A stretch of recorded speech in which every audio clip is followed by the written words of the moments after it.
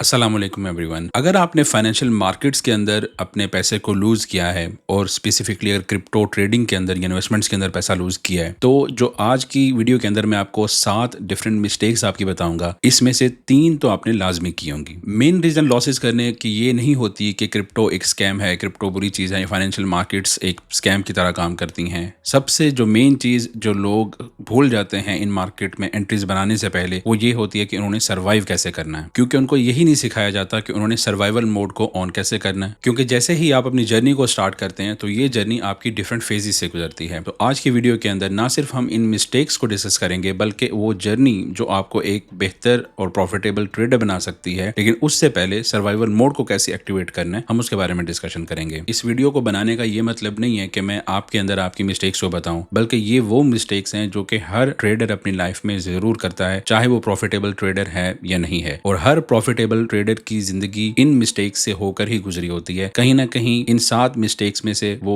Continuously कुछ ना कुछ मिस्टेक्स करता रहता है, जिसकी वजह से वो प्रॉफिटेबल होने से रुका रहता है। लेकिन जैसे ही वो अपनी इन मिस्टेक्स के ऊपर काबू पाता है, इनको कॉन्कर करता है, तो वहीं से एक प्रॉफिटेबल जर्नी भी स्टार्ट हो जाती है। और यही वो माइंडसेट होता है कि जो कि गैम्बलर्स को ट्रेडर से अलग करता है, क्योंकि ट्रेडिंग को अभी भी गैम्बलिंग के मामले में लिया जाता है कि आप बस सट्टेबाजी कर रहे हैं, आप तुक्के मार रहे हैं, लेकिन ऐसा बिल्कुल भी नहीं है। अगर किसी भी मार्केट को अगर आप समझे बगैर उस काम में घुस जाएंगे तो यकीनन उसको गैम्बलिंग ही कहा जाएगा। इसको कुछ इस तरह से समझते हैं कि अगर आप फिजिकल कोई बिजनेस स्टार्ट करने जाते हैं, आप उसके ऊपर पूरी रिसर्च एंड डेवलपमेंट भी करते हैं, उस पर टाइम स्पेंड करते हैं और फिर उसके बाद पैसा लगाते हैं। लेकिन ट्रेडिंग एक ऐसी इंडस्ट्री है जिसको लोग समझे सोचे बगैर किसी के कहने पर एंट्रीज मार लेते हैं, और फिर जब उनके लॉसेस होते हैं तो वो फिर इस पूरी फाइनेंशियल मार्केट्स को बुरा भला करना शुरू करते हैं। तो आज की वीडियो में इन जब हम 7 मिस्टेक्स को डिस्कस करेंगे और फिर एक प्लान बनाएंगे, तो होपफुली आपकी जर्नी जो है वो ईजी हो जाएगी और आपको समझ आ जाएगी कि आप कहाँ पे क्या मिस्टेक्स कर रहे हैं और उन गलतियों को कैसे सुधारना है। मेरा नाम है और मैं सरमाया फाइनेंशियल्स में क्रिप्टो एंड ब्लॉकचेन सिस्टम्स को लीड करता हूं। सरमाया फाइनेंशियल्स में हम पेड ट्रेनिंग प्रोग्राम्स भी रन करते हैं, जहां के क्रिप्टो करेंसी की ट्रेडिंग को फंडामेंटल्स की बेसिस पर, जहां पे हम sentiment analysis, on chain analysis को डिस्कस करते हैं, अपने स्टूडेंट्स को सिखाते हैं। ये ट्रेनिंग प्रोग्राम उन लोगों के लिए बहुत हेल्पफुल होते हैं जो कि अपनी जर्नी को फाइनेंशियल मार्केट्स में स्मूथ लाइन करना चाहते हैं, और अगर वो लॉसेस से गुजरे होते हैं और लर्निंग पर्सपेक्टिव से वो इन चीजों को लेकर आगे चलना चाह रहे होते हैं। लेकिन यहाँ पे मैंने अपनी ऑडियंस के लिए एक फ्री की सीरीज का आगाज किया है, जहां पे हम सर्वाइवल मोड से लेकर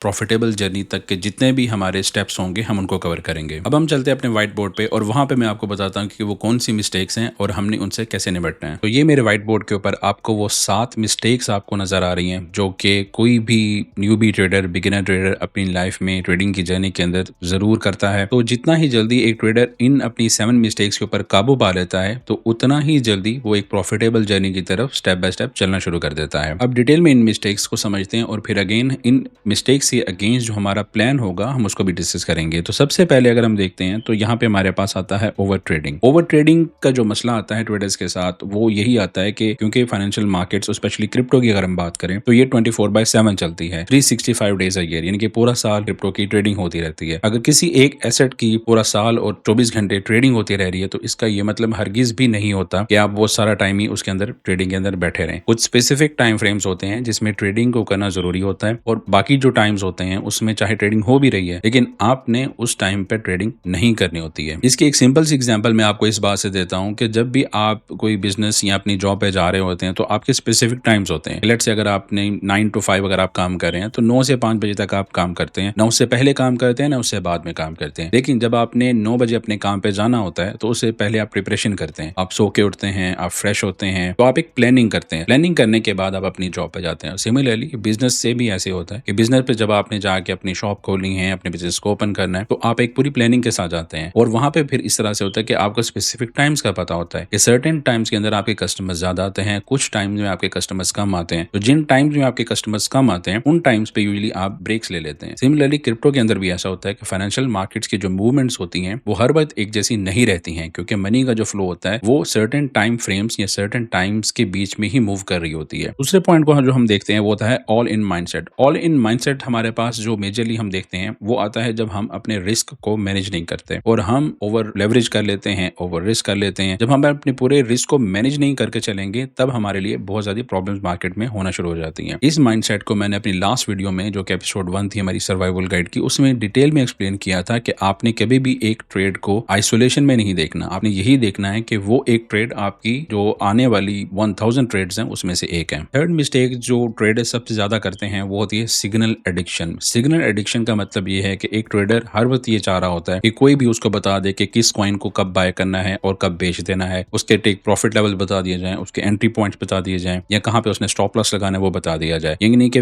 उंगली पकड़कर वो चाहता है कि मुझे एक ना एक हर स्टेप के बारे में लोग गाइड करते रहें, जबकि ये आदत बहुत ही ज्यादा बुरी होती है। मैं ये हमेशा कहता हूँ कि अगर आपने ट्रेडिंग की जर्नी को स्टार्ट करना है तो आपके लिए बहुत ज्यादा जरूरी है कि आपकी लाइफ में आपका एक मेंटोर जरूर होना चाहिए। वो मेंटोर आपकी हर स्टेप पे जहां पे भी आप स्टक होंगे वो आपकी हेल्प करेगा, क्योंकि लाइफ में कभी भी आप एक्सेल नहीं कर सकते अगर आपके ऊपर एक मेंटोर नहीं होता। अगर किसी इंसान को, किसी ट्रेडर को ये लगता है कि उसके पास सभी स्ट्रेटेजीज आ गई हैं, उसको हर चीज का पता चल गया है, उसने मार्केट्स को क्रैक कर लिया और उसे किसी मेंटोर की जरूरत नहीं है, तो वो एक आखिरी दिन होता है, उसकी ग्रोथ को स्टॉप लग जाता है वहीं से। तो ग्रोथ के लिए लाइफ के अंदर बहुत जरूरी है कि आपका मेंटोर हो, क्योंकि कहीं भी आप स्टक होंगे तो आप उससे डिस्कस करेंगे अपनी चीजों के बारे में। फोर्थ नंबर पे हमारे पास आती है नो स्टॉप लॉस, क्योंकि लोगों को यही नहीं पता होता कि उन्होंने कहाँ पे एंट्री करनी है, कहाँ पे स्टॉप लॉस लगाना है, कहाँ पे टेक प्रॉफिट लगाना है। बस ये पता होता है कि इस ट्रेड के बटन को दबाना है, इतनी लेवरेज ले लेनी है और पोजीशन को ओपन कर देना है। वो स्टॉप लॉस की कोई कैलकुलेशन नहीं होती। तो यहाँ पे लोग ट्रेडर्स बहुत ज्यादा स्ट्रगल करते हैं, अपने स्टॉप लॉस को सही से मैनेज नहीं कर पाते, नेगेटिव रिस्क टू रिवॉर्ड चला जाता है, लॉस ज्यादा हो जाता है, प्रॉफिट की तरफ जाए तो वो छोटा सा प्रॉफिट लेते हैं। इसलिए एक जब आप ट्रेड ओपन करते हैं सबसे पहले आपका स्टॉप लॉस जरूर डिफाइन होना चाहिए। नेक्स्ट हमारे पास आती है रिवेंज ट्रेडिंग।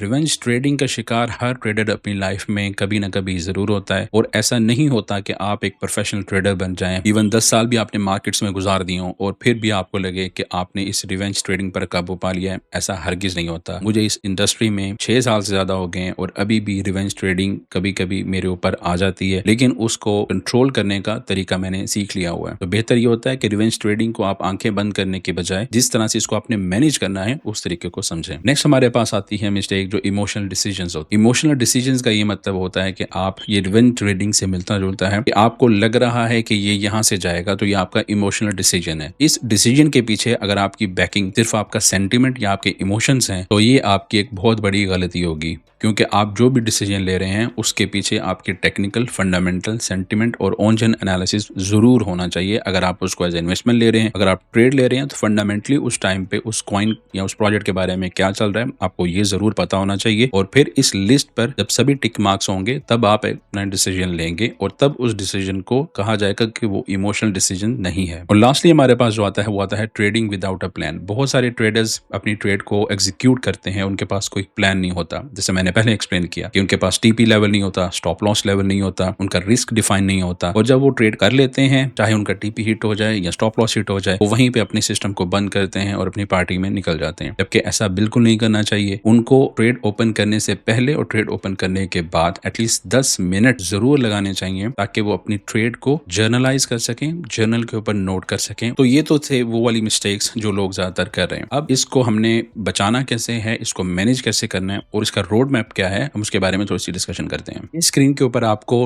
2 फेजेस सिनेरियो नजर आ रहा है। अब इस 2 फेज सिनेरियो को हम डिटेल में डिस्कस करते हैं। सबसे पहले आप ये देखें कि हम ये एक रोड मैप बना रहे हैं अपने 2026 के लिए, और इस रोड मैप को हम बहुत स्ट्रिक्टली फॉलो करेंगे अपने इस पूरी सीरीज के अंदर। अब सबसे पहले अगर हम फेज 1 को यहाँ पे आप देखते हैं अपनी स्क्रीन पर, तो फेज 1 में हमने देखना है कि हमने अपनी फाउंडेशन को बिल्डअप करना है। फाउंडेशन को बिल्डअप करने का ये मतलब है कि जो बेसिक टेक्निकल कॉन्सेप्ट्स होते हैं, कैंडलस्टिक्स क्या होती हैं, चार्ट पैटर्न्स क्या होते हैं, कहाँ पे आपने चार्टिंग करनी है, हम उसको थोड़ा सा स्ट्रीमलाइन करने की कोशिश करेंगे ताकि हमारी जो बेस है, जो फाउंडेशन है, उसको स्ट्रॉन्ग कर सकें। इसके साथ जब आप देखते हैं तो स्किल ओवर लक को आपने तरजीह देनी है। इसका मतलब यहाँ पे ये होगा कि आपने स्किल सीखना है, जो कि हम एक अपनी पूरी फाउंडेशन बनाएंगे, उसको आपने बेहतर तरीके से एब्जॉर्ब करना है। तो आपने ट्रेडिंग को एज अ प्रोफेशनल स्किल के तौर पर लेना है और इसको मास्टर करने की कोशिश करनी है। उसके बाद जो हम एक टाइम फ्रेम जो हमारे पास आता है वो नियरली 3 to 6 मंथ की लर्निंग फेज आता है। लेकिन अगेन जिस तरह से मैं आपको मेंटोर करूंगा, आपको मेंटोरशिप में आपकी हेल्प करूंगा कि आपकी ये जो जर्नी है जो कि 3 to 6 मंथ्स की है, इसको हम थोड़ा सा और स्ट्रेच डाउन कर सकें। इसके अलावा जब हम देखेंगे तो नेक्स्ट हमारे पास आता है कि जो टोटल कैपिटल आपने यूज करना होगा। तो टोटल कैपिटल हमारे पास, हम जो टारगेट बना के चल रहे हैं वो 30,000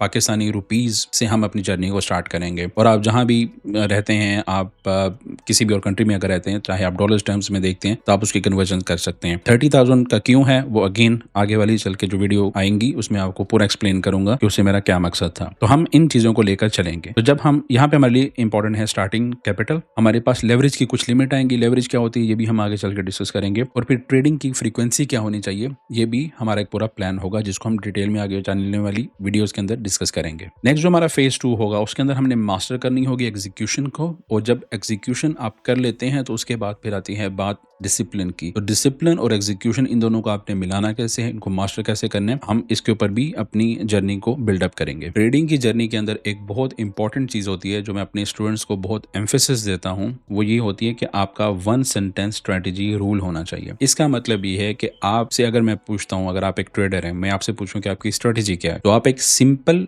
वन सेंटेंस के अंदर अपनी स्ट्रेटेजी को मुझे समझा पाए। ये सबसे बेस्ट ट्रेडर की एक एग्जांपल होती है। अगर आप मुझे कहेंगे कि आप ये लाइन खींचेंगे, वो लाइन खींचेंगे, सपोर्ट बनाएंगे, रेजिस्टेंस बनाएंगे, 10 चीजें अगर मुझे गिनवा देंगे और मुझे समझ नहीं आएगी, तो मेरे नजदीक ये स्ट्रेटेजी वर्क शायद ना कर पाए, क्योंकि इससे एनालिसिस पैरालिसिस में जाने का ज्यादा डर होता है। तो एक बेस्ट स्ट्रेटेजी वही होती है जो 1, 2, 3 स्टेप्स के ऊपर हो और वन सेंटेंस के ऊपर आप उसको अगले को समझा सकें। और लास्टली हमारे पास जो इंपॉर्टेंट चीज होती है कि हमने अपनी एक्सपेक्टेशंस को हमेशा रियलिस्टिक करना है। कभी भी हमने अपनी एक्सपेक्टेशंस को 10x gains, 20x, 100x gains के पीछे नहीं भागना, और उसकी जर्नी को हमने कैसे तय करना है वो आगे चल के हम वीडियोस के अंदर जरूर डिस्कस करेंगे। ये जो 7 मिस्टेक्स के बारे में जिक्र किया था, ये हमारे पास एक रोड मैप की समरी है जिसको हम यूज करके उन 7 मिस्टेक्स को कवर अप करने की कोशिश करेंगे, और ये सब हम डिस्कस करेंगे इस सीरीज की नेक्स्ट एपिसोड जो कि एपिसोड 3 होगी। डिटेल में आपको बताऊंगा कि कैसे आपने इन मिस्टेक्स को कवर अप करना है, तो ये आपके लिए बहुत ज्यादा इंपॉर्टेंट होगा। उम्मीद करता हूँ आज की वीडियो आपको अच्छी लगी होगी। आज की वीडियो के अंदर हमने मिस्टेक्स का जिक्र किया है और थोड़े बहुत उसमें से पॉइंट्स हमने टच बेस किए जो हमारा प्लान होगा। नेक्स्ट आने वाली वीडियो में जो एपिसोड हमारी 3 होगी सीरीज की, उसके अंदर मैं आपको ये सिखाऊंगा कि किस तरह से इन 7 मिस्टेक्स को आपने स्ट्रेटेजिकली कंकर कैसे करना है और इनको इंप्रूव कैसे करना है। उम्मीद करता हूँ आज की वीडियो आपको अच्छी लगी होगी। इसको प्लीज लाइक करें और शेयर करें, कमेंट्स करें। अगर आपके कोई भी इसमें क्वेश्चंस होते हैं तो मैं उनको आपको ज़रूर आंसर करूंगा।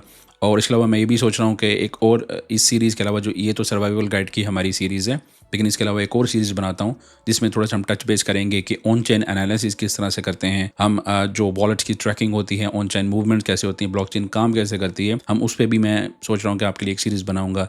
लेकिन उसके लिए मुझे थोड़ी सी मोटिवेशन की ज़रूरत होगी कि आप लाइक करें, कमेंट करें, सब्सक्राइब करें चैनल को, ताकि टाइमली मैं इन चीज़ों को आपके सामने पेश कर सकूँ। चलें मिलते हैं एपिसोड 3 के अंदर। टेक केयर, अल्लाह हाफ़िज़।